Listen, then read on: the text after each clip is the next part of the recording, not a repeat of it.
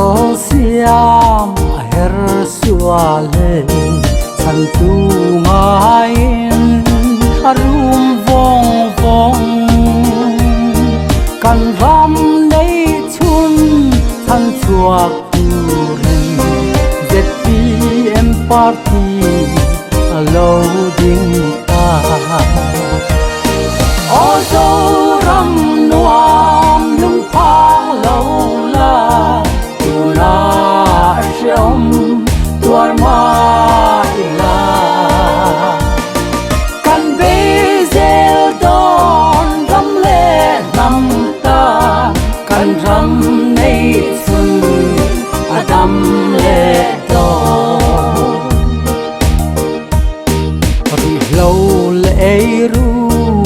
a hoang tao loa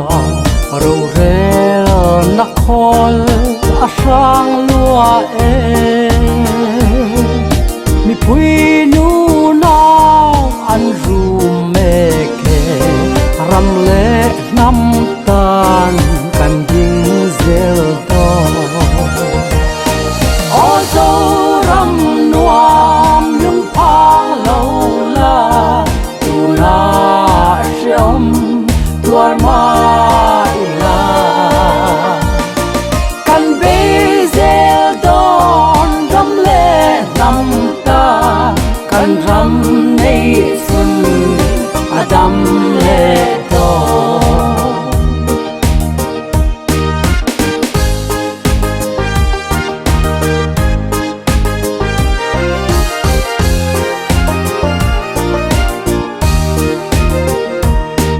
dầu ram kil tin a leng te u rồi thấy vang in ao thang ari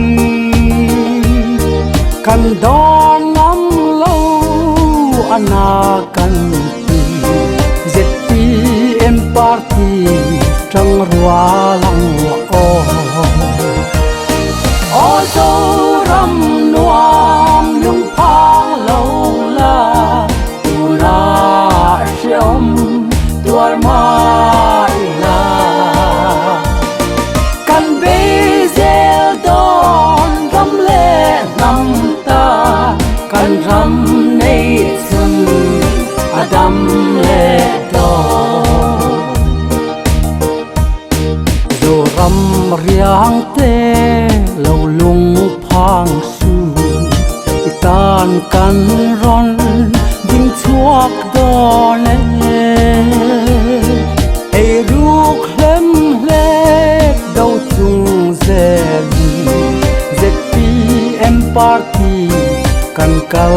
zel